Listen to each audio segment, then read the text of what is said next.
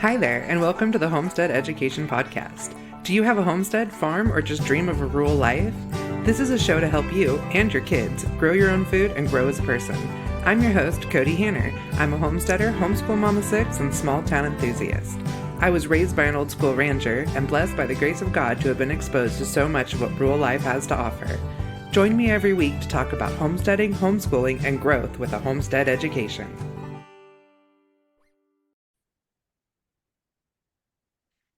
Hi, everyone. So, as promised, I have a super interesting episode today with James Berry from Pluck Seasonings. So, hi, James. Hi, Kody. Such a pleasure.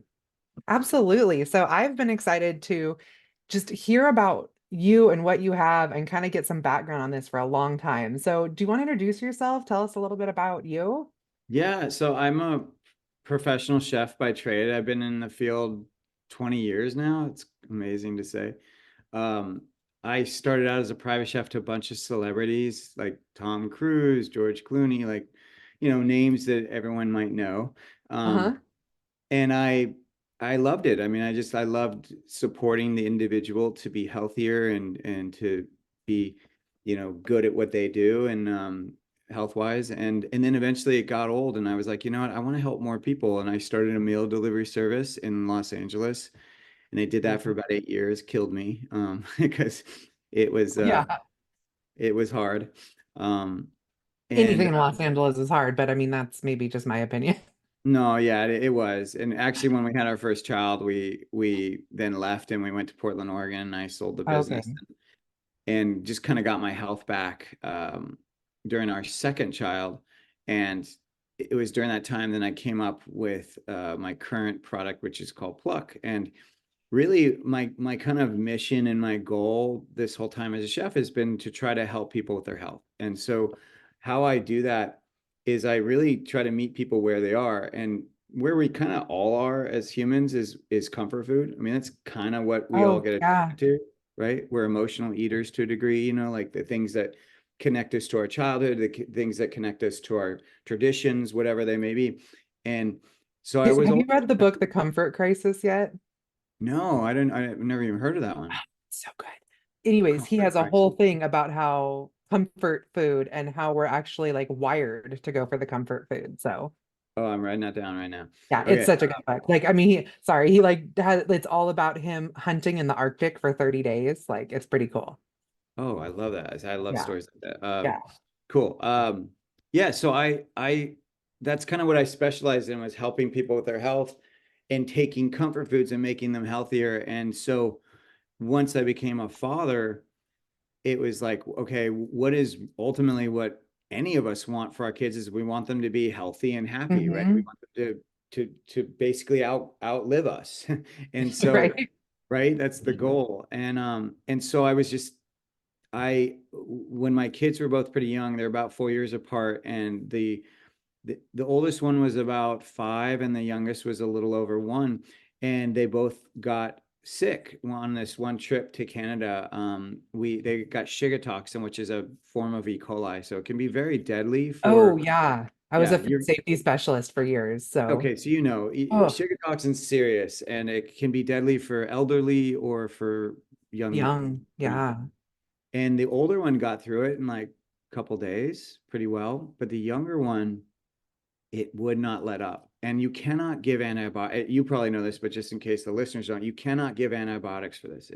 You can actually hurt the person if you do.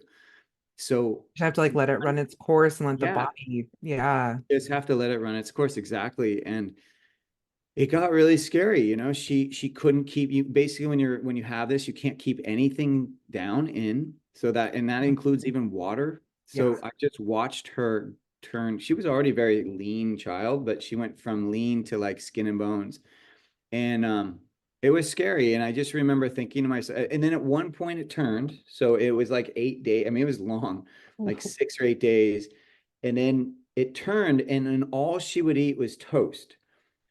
And like, that's kind of like when you get sick, you won't touch anything except the thing that you can hold in. And Yeah. so it was kind of became a toast addict.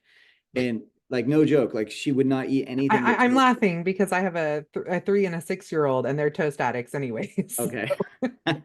Okay, well then you'll appreciate this because here as a parent, I'm like watching her eat. I'm glad she's eating, of course, but Uh, I'm also watching her eat just toast. And I'm like, I really wish I could put something on that toast to make it healthier, oh just something. yeah. And that's kind of where I started to get the idea of Pluck is really kind of taking what I think is Mother Nature's multivitamin, like the one of the most healthiest Mm-hmm. foods on the planet, which is the organ meats of the animal, and making them so that they're not only delicious, but that you don't have to know how to cook them, and you don't need to worry about sourcing. Like just make it as easy as salting and peppering your food. And that's Nice. that's where I got the idea. And so I took 5 freeze-dried powdered organ meats. I took liver, heart, kidney, spleen, and pancreas, freeze-dried powdered forms, and I combined them with organic spices and herbs. And so now you have literally what you would call like a ancestral superfood powder that you can season all your food with. And I I love and that. and that's now you'll appreciate this. Like now that my kids use it on everything, but now I watch my daughter put it on her toast, and I'm like, yeah, like Can success. you figure out a way to mix it with cinnamon so they can do cinnamon sugar toast? You totally could. We sell we have 4 products, and one of them is just the organ meat. So you could Okay. literally take that one and create your own pluck, like just mix your own seasonings that you want, like nutmeg, cinnamon, anything Nice. you want. Because yeah, the cinnamon sugar I think would lock in that whole putting it on toast thing. Oh yeah. Yeah, Because my my kids kind of like the savory thing a little bit too. So Yeah.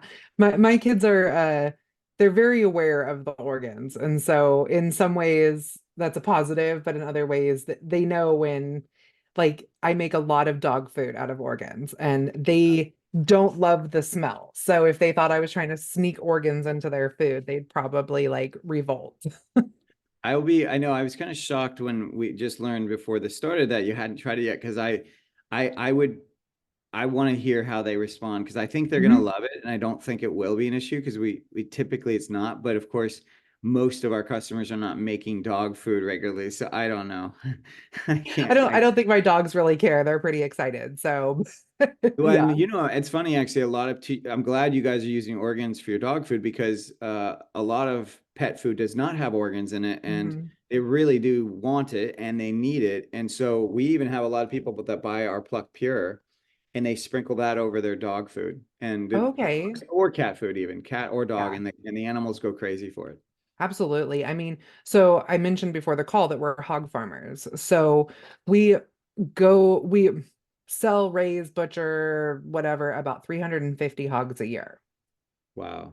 And so that's a lot of meat in my freezer. And that's actually a lot of customers who don't always want like the fat and the organ meats and that type of stuff. And so I'll take that back from the butcher.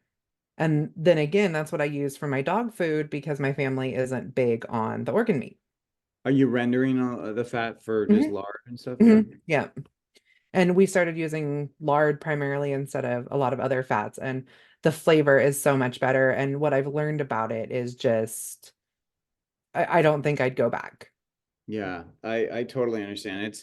It's interesting because it's the closest to human meat and or the biology, Hmm. but that actually makes the fat really good for our skin. Yeah.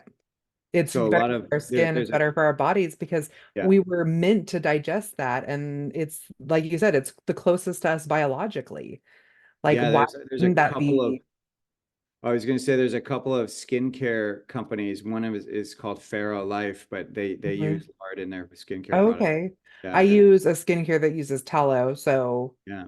similar, that's a can't even think of the name right now. I probably should know it, so I could boost her Plug 'cause them. she's Yeah, great, yeah. but Yeah, no, I think for Toups animals. and Co. That's it. Oh, what is it called? Toups and Co. Okay, I think I've heard of that one actually. Yeah, they do face creams and makeup, but their face creams are all tallow. Yeah, I feel like tallow is the predominant one when you find an animal-based Mhm. skincare, and then lard is kind of making a little bit of a show. There's a couple of companies that are starting to use it. Yeah, there really is. I think the problem with lard that I find is there's a lot of people who just don't consume pork Yeah, yeah. and, I for religious reasons and stuff. So, I mean, we have a lot of people in our area that don't consume pork, and I have like the firefighters will be out on the line, and I'm taking pork burritos out to everybody, and then I have like just some bean ones on the side for those guys, you know?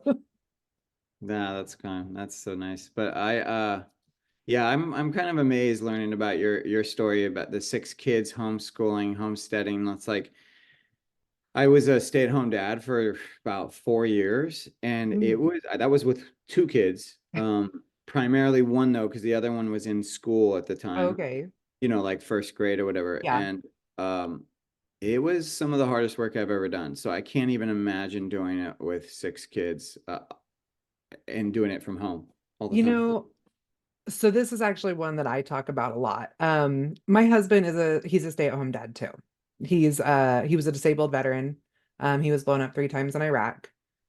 So he's functional, but he's not. So he can't work a full-time regular job. So we farm and we homeschool the kids, and then I have my own business that I run from home. But the trick is the self-sufficient kids. Hmm.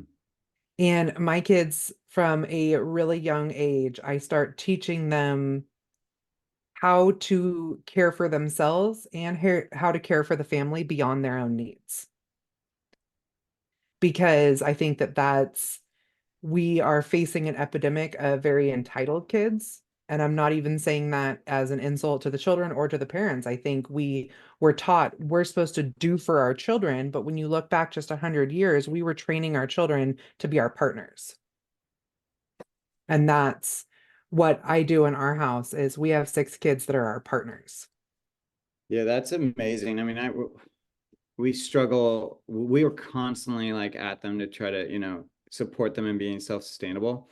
Hmm. And it does show up, but Yeah. whenever they don't have to be, or I say not have to be, whenever they can try to They're, not be, they try to take it, and you're just like, but like absolutely they're kids. Like I chase yeah, mine around and I'm like, why is there garbage everywhere? right, right. You just all have to always have to be on them, up to Mhm. hopefully up to just a certain age. I mean, my oldest is 11, so I haven't experienced that yet, Uh, but I I am seeing more and more of it coming out, particularly because they watch me cook. yeah. That was actually really a struggle or a pain point for me. I'm wondering how it was for you. So as a chef, I kind of like to get in the kitchen and I like to get it done, and or I use that as my downtime. So I do Yeah. both. So it sometimes I'm listening to Mhm. music, podcasts, something like that. Yep. But the other thing I do is I just like to get it done, and I can be really fast, and I can, be very efficient in the kitchen. But I had two kids that both were watching me cook that wanted to participate from a very young age. I mean, like Hmm. my youngest was probably sitting on the counter or somewhere near there, like at 2 and wanting to be Hmm. a part of it. And so I immediately had to slow down. I had to, like include her into it. And I say had to because she was not going to let me not include Yeah. her. No, Like she wanted to be a part of it. And I quickly kind of like had to adjust my mindset to not just trying to get it done, but actually using this as time, not only for, father-daughter time, but also time to, okay, this is where I get to support them in learning how to be self-sufficient. Like if I teach them how to cook, then they can do what you were telling me before this started about your 15-year-old cooking dinner for the family. hmm Yeah. You got to change how you do your routine. Yeah, One I of the really ones, did.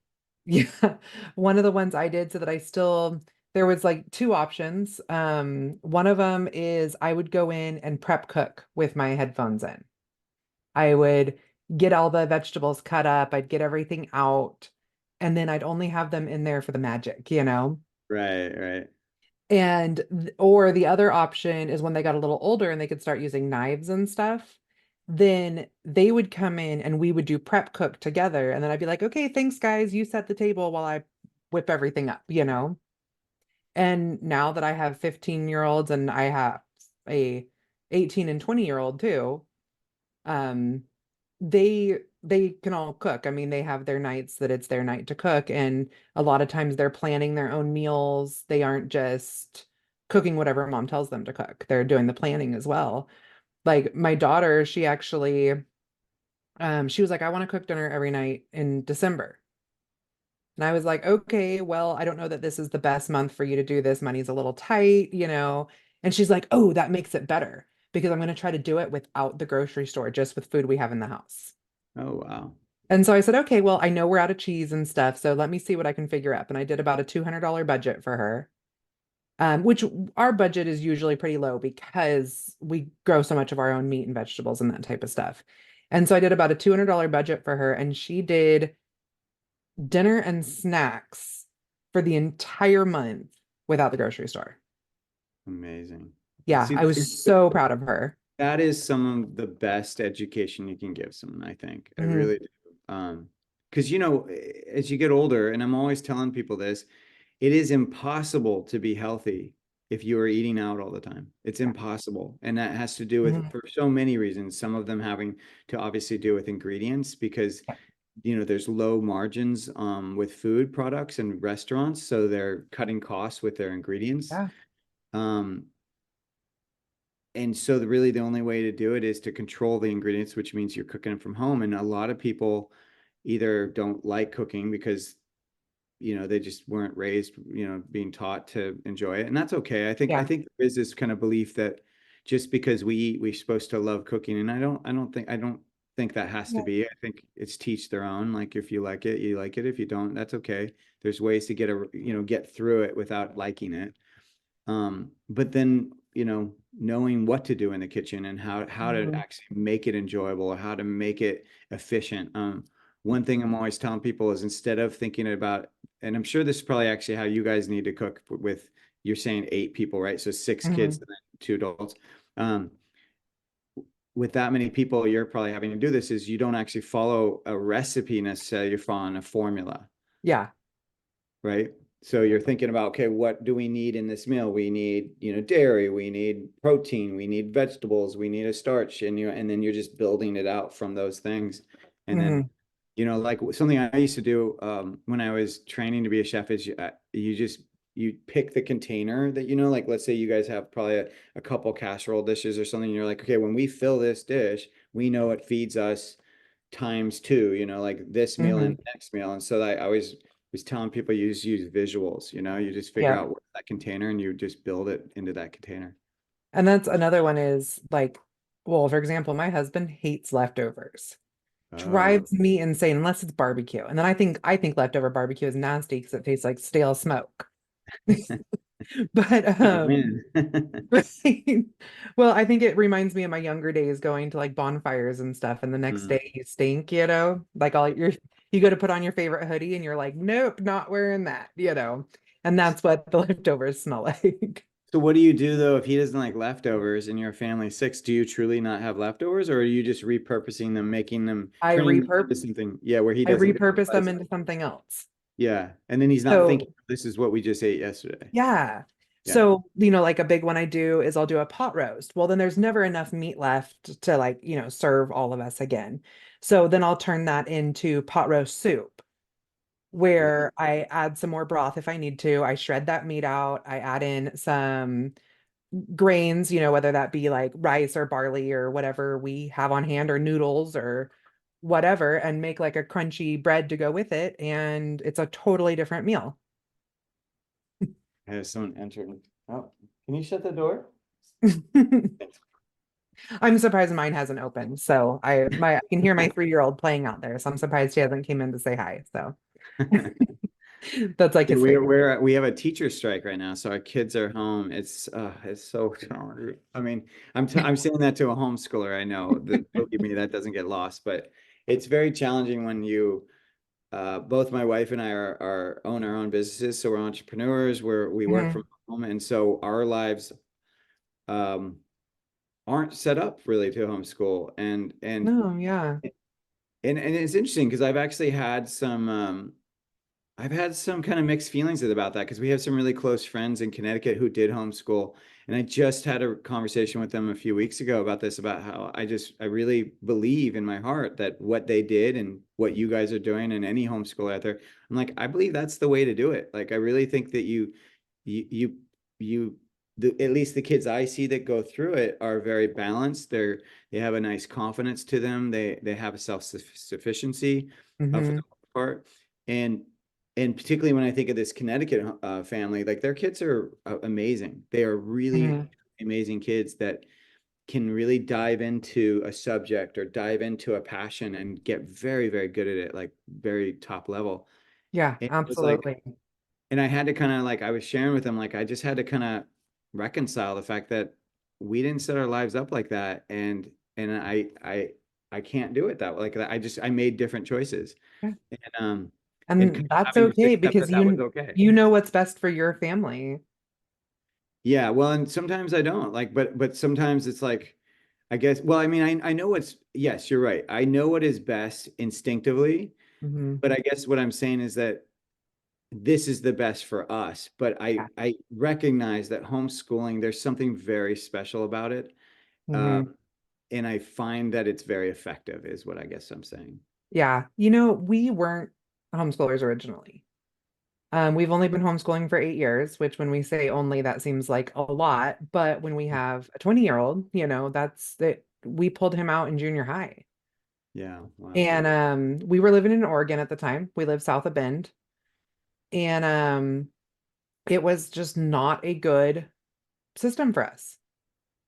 And we were trying to figure out what our next option was going to be. And that actually leads me into my story, which was one of the reasons why I was so interested in talking to you, was my husband was diagnosed with end-stage liver disease. Okay. He was given, they didn't know. We're in the Portland VA and they're like, it's it's terminal. Um, Come back in a year if you're still alive and we'll check you for cancer. That was literally what they told us. And we just walked out the door and we were just like, what do we do? We didn't know what to do. Yeah. And one of them was we wanted to, if we only had a year or less with him, we wanted to spend more time with our kids. Um, and we needed to figure out how to raise all of our own food. And I mean, my husband and I couldn't do that alone. And honestly, he was so, I don't even know what the word for it is. I don't know if it was depressed or angry or what, that he had a hard time even doing a lot of the farming. Like I did a lot of it at that point, and we needed more help. Hmm. Now, when we first started homeschooling, we didn't do it right. I was like, okay, we have to do our sit down and do school for 6 hours a day, and then we go farm. Now we're like, yeah, we farm. We should probably do some school today. Like, okay, bust your books out while I'm drinking my coffee. Right. Right. It's We're a kind little of like, bit, it's almost like life is the education. Like yeah, it, exactly. I have teenagers, so I make sure they get through their algebra. I make sure they get through their things that they need, and we spend the rest of our time studying things that they want to study. right. Like they go to a co-op, they're doing a debate class, and the debate class is on whether or not cows cause methane issues. Well, they come home and they're like, Mom, can you help us with this? I'm like, oh, you came to the right lady. I'm like, see this bookshelf? See the bookshelf that I've been dying to share with you? I can share it now. Right. And I mean, one of them's reading An Industry Worth Fighting For, written by the Tillamook dairy farmer, and the other one's reading Red Meat Republic. Wow. So, I mean, they're deep into this. But that was what changed us going from our more commercial. I mean, I worked in commercial agriculture for 20 years, or no, not 20 years. I've only been in working for 20 years. I worked in commercial agriculture for like 14 years.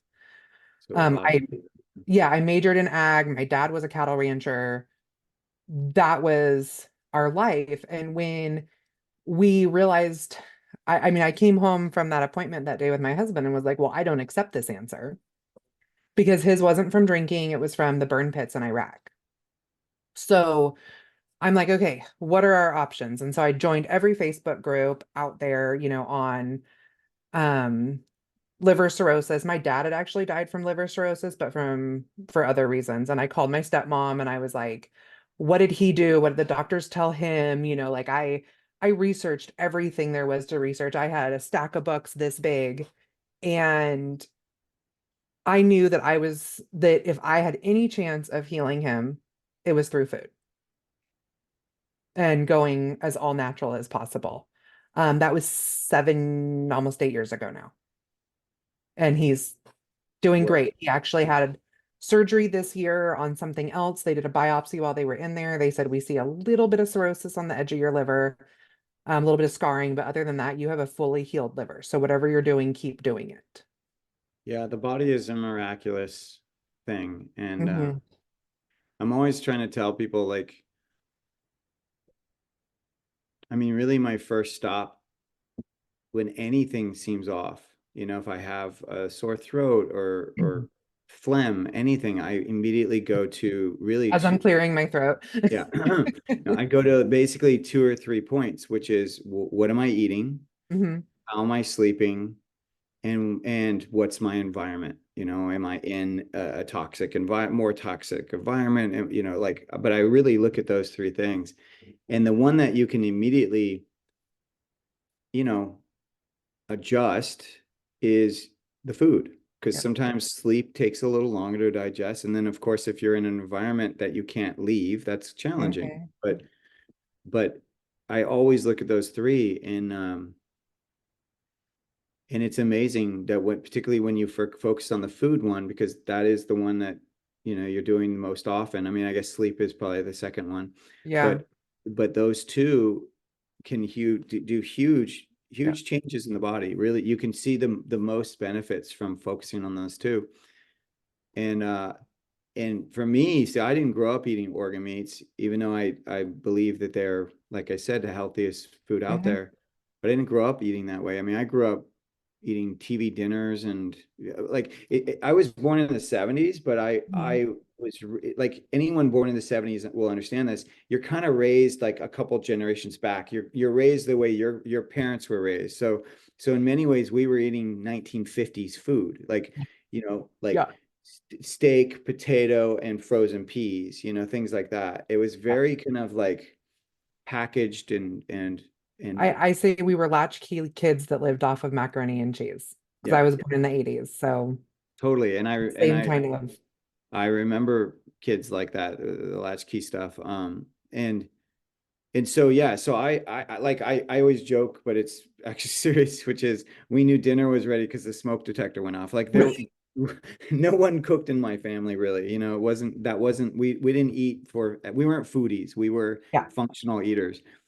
And and um so that's why it's such a I always believe that you only know what you know, and the only way to really understand where you want to go is to have contrast. Like that, I Mhm. always think like that. Like contrast to me is a very good thing to have because it teaches you what you do or don't want from Yeah. contrast.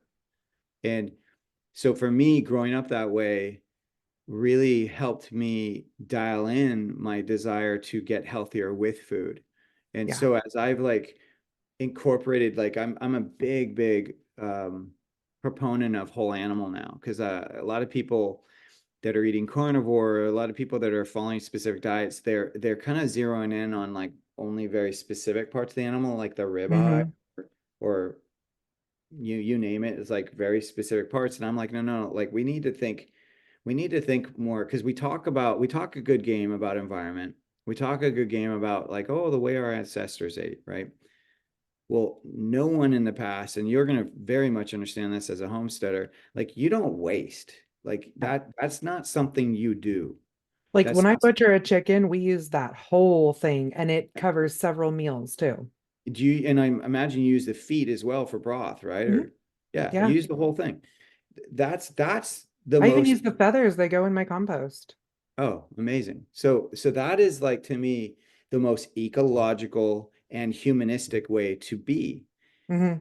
And it's fascinating because the way our society is now and the way the food industry, that we're so kind of removed from our food sources. But one of the things that's developed is that when you look at how an animal is slaughtered these days, it they classify like the inedible parts or the kind of the waste parts, it's about 40% of the animal. And that this is including the organs. And when you then kind of remove the organs that people do eat, you're still left with about 30% of that animal that's just getting tossed, basically. Yeah. I mean, with a steer, you're looking, I think it's 48% that you get back in meat and like bones and fat and stuff. Yeah. Yeah. So not even 50. See that, and that's my point to I mean, of people. course, when you're looking at a steer, they also have the giant rumen that's full of like liquid. You don't want anything, you don't want Sure. that. But still, that's a huge It's significant. hit. Yeah.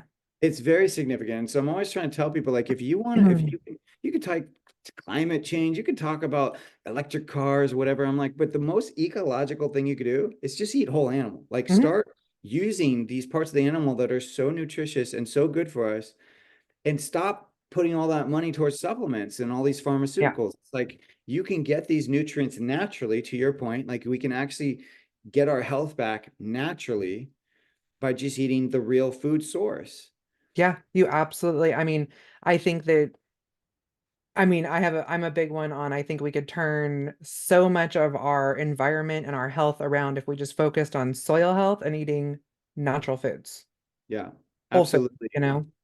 Absolutely. And you know, there's this great quote from Bill Schindler. He wrote the book Eat Like a Human. He's a professor of archaeology, and he says we are the only species in the world that looks to someone else to tell us what to eat. Yeah. And that quote always floors me, because it's like, you know how many species there are in the world? There's a lot. And we Yeah. did at one point know what to eat, because we are an animal just like they are, and all Hmm. animals know, they have their instincts and know what they can eat. And so the fact that we've gone so far to not know anymore is the point that I'm trying to make to everyone nowadays. Is like, so how can I, like, even as a chef and as a business owner now, I come to the table like, so how can I help people get back to their own instinctive knowledge of what to eat? Because it's Hmm. not working where we look to, because if you're on Instagram and socials or on Google, and you're basing your diet off of that right now, you're probably very confused, because Right. everyone's saying something different. You're probably feeling overwhelmed by the thing. Like, if like me, I grew up being told you should be eating your vegetables, and now all these influencers that are carnivore saying no, don't eat your vegetables because they'll kill you. It's like, what? Like, we're talking Yeah. absolute I mind just go numbing. with don't eat vegetables that are covered in pesticides. Yeah, there you go. And which Although, is you know what? I was at the store the other day and we talked about this with the mac and cheese before we hopped on. It's all about some, I always like lose my word. moderation. Moderation. Yeah.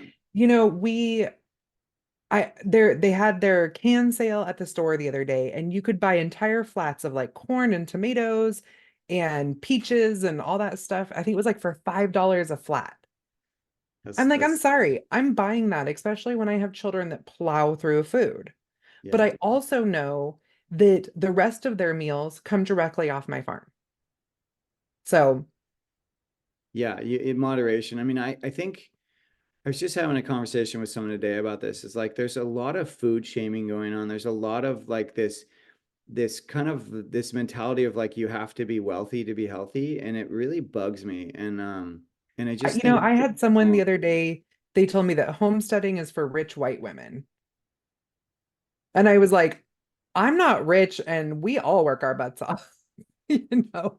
Yeah, I would say, yeah, I would not say that at all. That's absurd. I mean, I think that the more that we can kind of make, kind of like, meet people where they are, in Mhm. their diet. And what I try to do is just bring awareness of like, well, how does whatever you're doing, no matter what diet you're doing, like, how does it feel in your body? Like, how can I support the person in just kind of like feeling what their body feels like eating that food? And sometimes it's as simple as like saying a prayer before you eat. You know what I mean? Just to slow down. Maybe it's putting your fork down after every bite. Just anything that kind of will slow you down a little bit, not multitasking while you eat, sitting down, not having, phones and all that stuff at the table, but anything that kind of gets you to eat slower, because that gives your body time to not to kind of communicate to itself, but then also B, give a little space after you finish eating to see like how do I feel? Like how is this sitting with me? If you've because I grew up thinking, okay, at the end of most meals, particularly holiday meals, that you should be unbuttoning your pants and undoing your belt. Like that's a normal thing. Yeah. I grew up thinking like, oh, you should be burping and having flatulence every night, like excessively. Like I thought that was normal because we Right. did. Hmm. I thought that was all just this is how we are. And so the more I've kind of recognized like, oh, these are health ailments. Like these are chronic illness kind of things, like skin rashes that won't go away, thinning hair, eyes that are always red, things like that. Like you start to pick up on the signs and you're like, oh, okay, so this is negatively affecting my health, but I thought it was because I didn't sleep well last night, or I thought it was because um, I don't know, my genes, whatever it is. Yeah, It's like, I no, didn't realize the mental health and like energy that is yes, associated with your food. absolutely, absolutely. I mean, honestly, like, so I mentioned sleep, right? So Hmm. sleep to me is actually, for me, is more important than what I eat, and here's why. It's because the sleep that I got the night before determines what I eat. If I didn't get good sleep, I make poor food choices. Yeah. So that's why I now put sleep ahead of food because it helps determine what I eat. It helps me manage what I eat if I've been well rested. So Hmm. so I think that's the really key. The key is that we slow down, we kind of start to really look inward as we eat and as we go about our day to see how am I not only interacting with the world around me, but just my own conditions, the habits that I've created, like the hours of sleep I do a night, the food that I put in my body, the people I interact with, the conversations I have, like really kind of looking inward to see like where does this stuff land with me? And then as you start to get more sensitive to it, then notice like, oh, when I eat, I mean, for me, for example, it's like when I eat sugar, when I eat sugar, I feel bloated. Like I literally feel it. My belly Wow. feels like it's full of air. And I'm like, oh, okay. So maybe next time I won't choose to eat that sugar because now I know how it makes my body feel. Yeah, Now I can that's name it. awesome. It's what's that saying that you're most influenced by the five people that you spend most of your time with. Absolutely. And I think it just goes so far beyond that. Like you're most influenced by the five things that you spend the most time with. And when you're looking at your food and your sleep and the books that you consume, and did I already say food? And the electronic time that you spend and that type of stuff, those all are having just as much or a bigger effect on you, sometimes even than the people you spend your time with. Oh, I wholeheartedly agree. Like, well, and I also what I hear us talking about now is like habit as well. Like, what are Hmm. your daily habits? And one of the questions we get around Pluck is that well, how much organ meat am I really getting? And I'm like, okay, Yeah. well, let's talk about that. So if you're someone that has been tested and knows that they need very specific amounts of vitamin A or certain minerals like iron or whatever, then you're going to want to probably purchase our product Pure, which is just 100% organ meat, which is very similar to capsules. Hmm. A teaspoon of that equals 2 ounces of wet organs. Okay. Oh, So okay. that's basically how it works. Is because when you have 100% wet organ and you freeze dry it, you're left with about 20%, 20 to 21% of that organ. And when it's freeze dried and powdered. So you lose a lot in water weight. So I'm always telling people, okay, like so 2 ounces of wet is about a teaspoon of the pure. And that's great. So they have an outlet that you can add it to your smoothies, you can add it to food, you can do whatever you want with it. Your ground meats, you can mix it in, no one will know it's there. So that's a great So way does to it have when you just do the plain, does it have a flavor?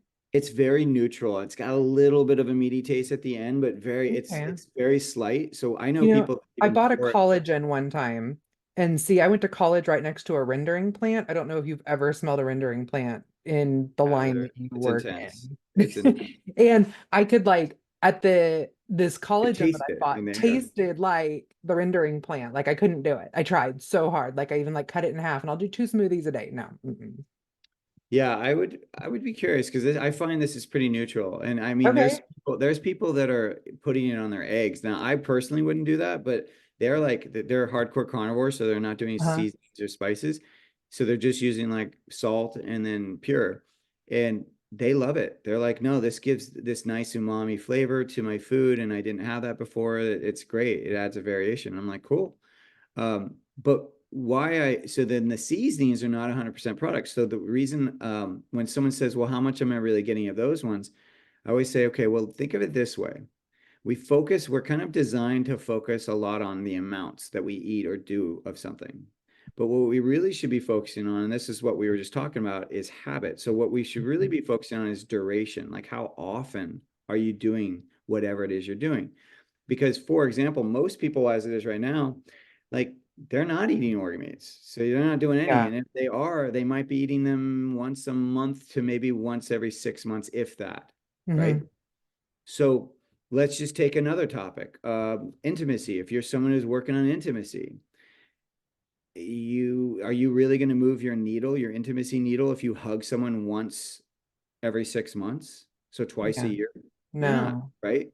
So it doesn't matter if it's a long hug or a short hug, or it doesn't matter because you only did it once in six Yeah. months. But if you did a touch on someone's shoulder every single day, that's going to start to move your comfort needle and move you towards more intimacy, right? So it's not, or let's say a hug each day, and it could be a short hug at first, but it's eventually going to grow to a longer hug. So Hmm.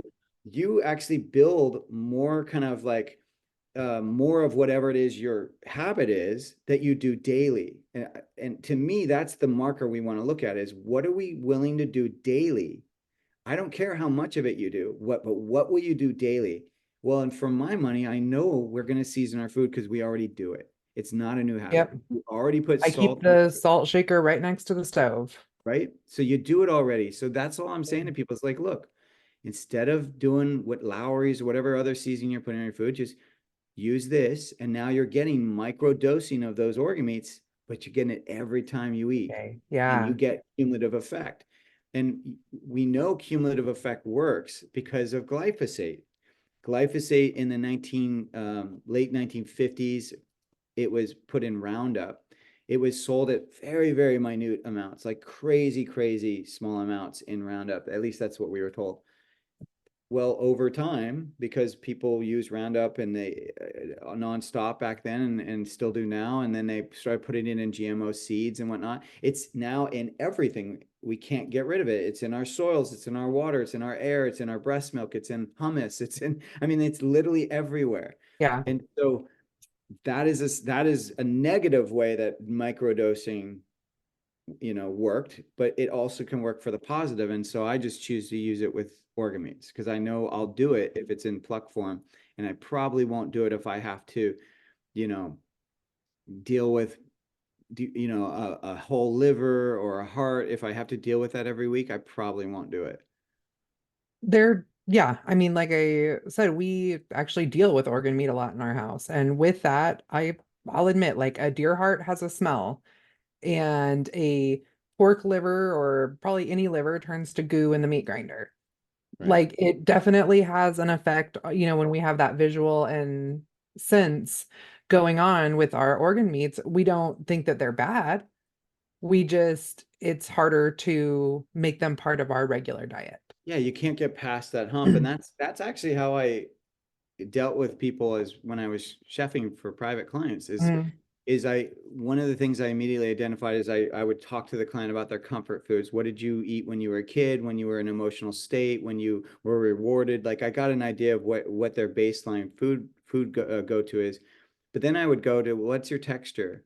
What are the things, the smells? What are the Mhm. identifiers of what inspired or kind of turned you away from food? And once I learned that, I could really take anything and make it to their liking. And so it's the same thing with organ meat. If you're used to grinding it and smelling it in that way, then immediately what I would do is give it to you in a totally different form Mhm. so that you don't have to. So one thing I always recommend to people as a potential step towards easing organ meats in their diet is you keep it frozen. You actually don't defrost it, because the minute Hmm. you defrost it, it becomes overwhelming. It's bloody. It's kind of a different texture. It's, Yeah. it liquefies when it's really warm. So you keep it frozen, and then you can just kind of grate it into your ground meats and just do a little bit. Okay. So then there's no smell. It's minimal smell when it's frozen. You really can't smell it. But then you just grind it into your ground meats, mix it in, and then if you keep it at a low ratio, like, so let's just say for 2 pounds of meat, I would only use like a tablespoon of grated liver. Okay. Like, not That's a much. smart way You of don't need doing much. that. You don't need tons. But I like, mean, that's how I sneak spinach into their food. I put it in their tacos, you know? exactly, same concept. So then you just do that and you mix it really well, and no one will know. No one will know at Okay. all. And then add seasonings and stuff like that. And So but that, tell me a little bit more about your Pluck seasonings. I mean, we've talked about how to use them a little bit. Like what flavors do you have? Because you said you had some different seasonings. yeah, so what I'm trying to do with Pluck is really solve those hurdles. And we just talked Mhm. about that one, the texture one, and the Yeah. cooking of the one and the flavor. And then the other one is sourcing. A lot of people don't know where to source really good organs. That clearly you guys are getting some good ones, but like most people don't Well, have yeah, and access. there's only one per animal, so they're just Right. not as, yeah. Totally. Totally. So what we do is we source from New Zealand, from 100% grass-fed cows. What's nice about New Zealand is it's an island, and they do get green grass year round, which, as you probably know, is unheard of in most of the world. Like, They you also, I believe they have the only non-GMO honey because, or that can be certified by the non-GMO project because they're on that island. yes, because there's no contaminants, yeah, Yeah. or whatnot. Yeah, totally. So Not yet. Yeah. they can control their environment a bit more than any of us can.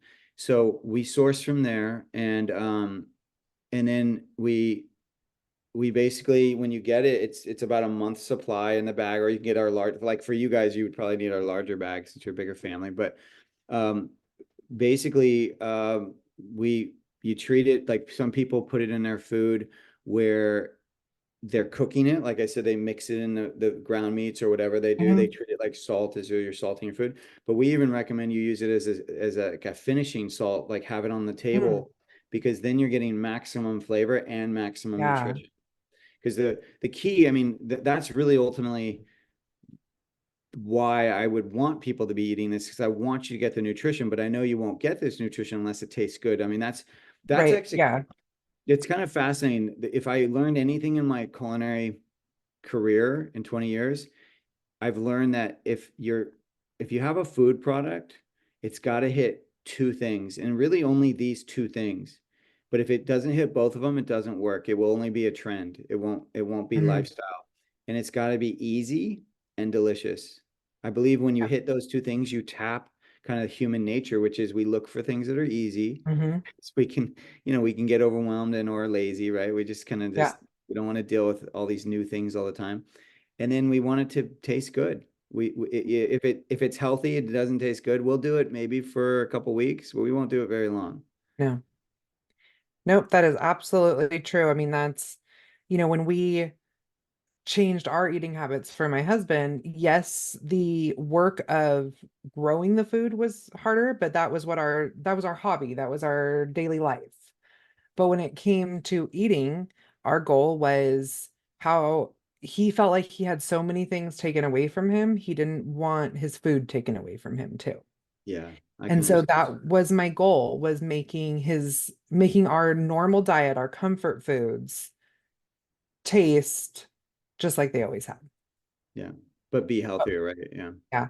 And we made some mistakes at first. We went with the uh manufactured products and low fat milks and things like that. And now my husband drinks 2 or 3 glasses of raw unseparated milk a day and has lost 70 something pounds and is as healthy as he can be.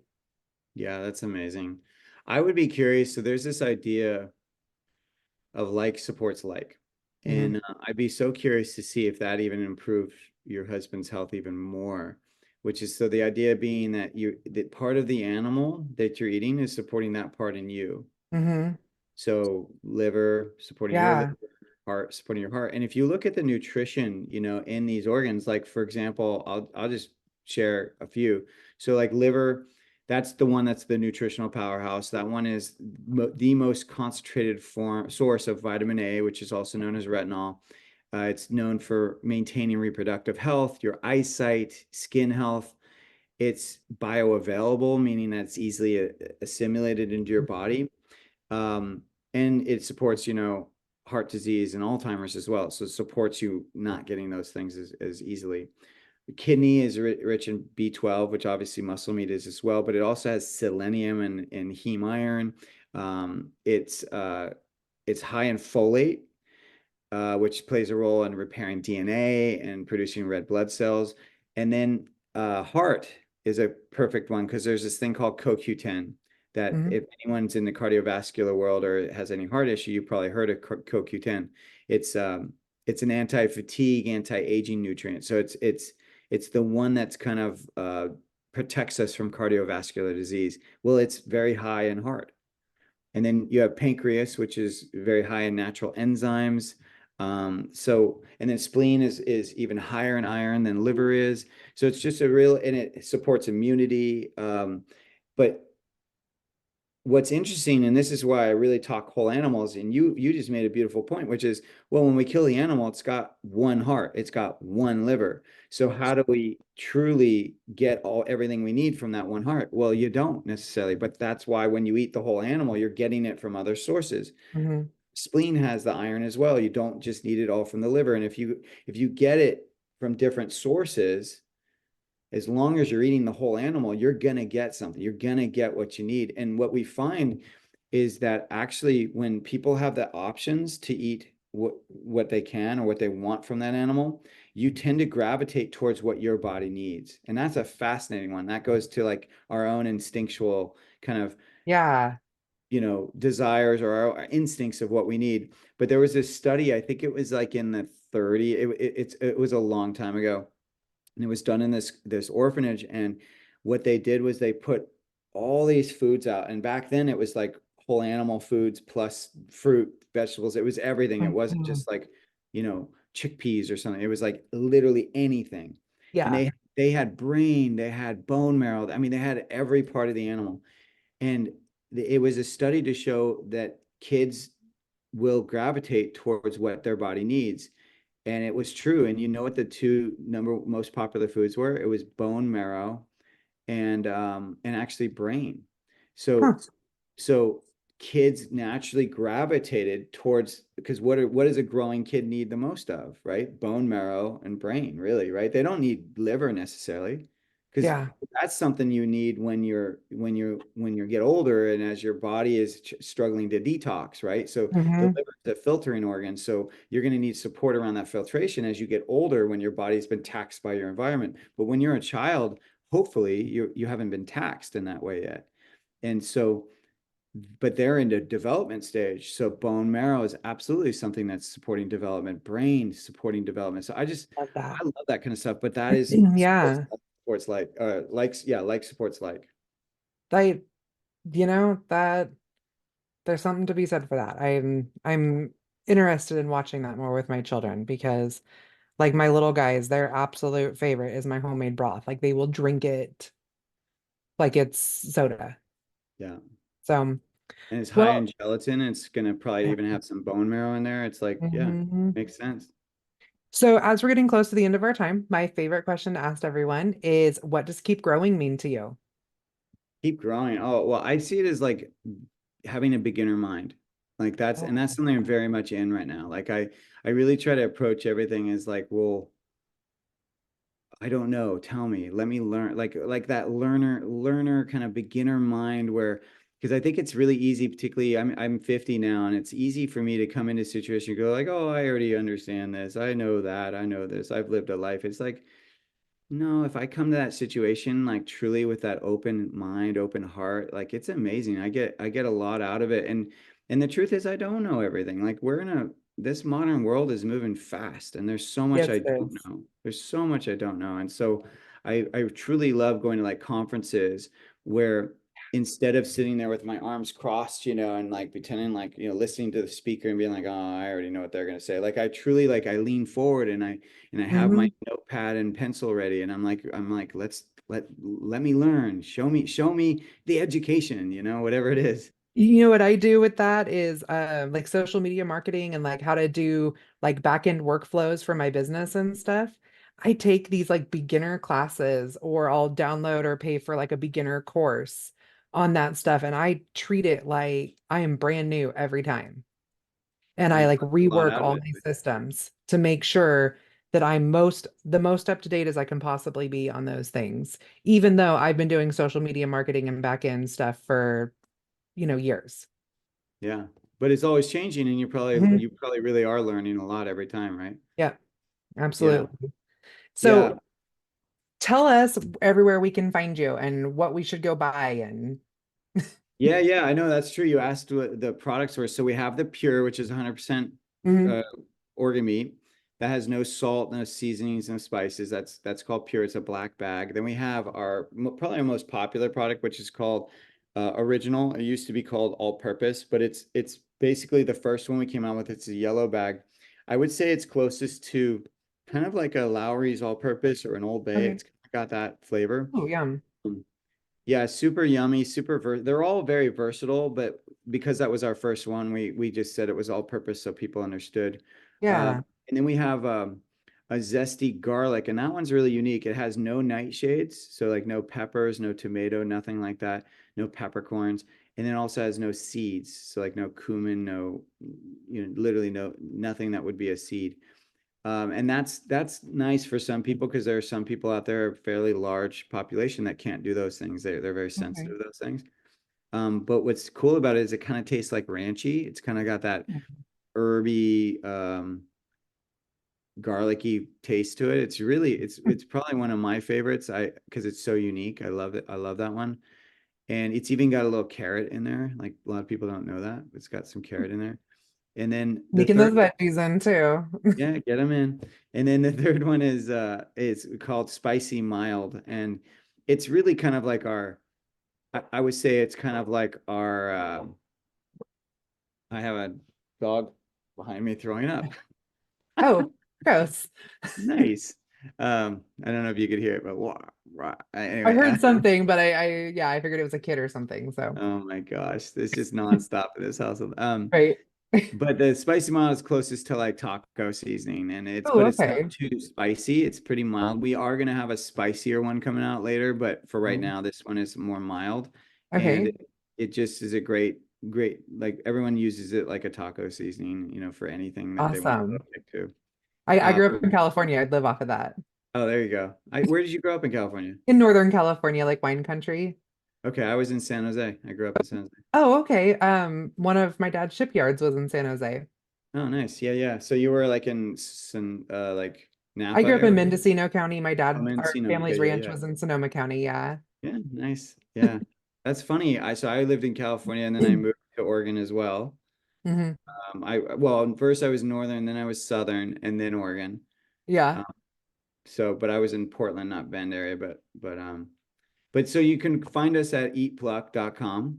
Eat Um, plot. Okay. And and I'll link all this in the show notes. yeah, and you can find us on socials as well at eatpluck, and you can find me at Chef James Berry. And I'm happy to make a discount code available to your audience if you'd like. Okay, that would be great.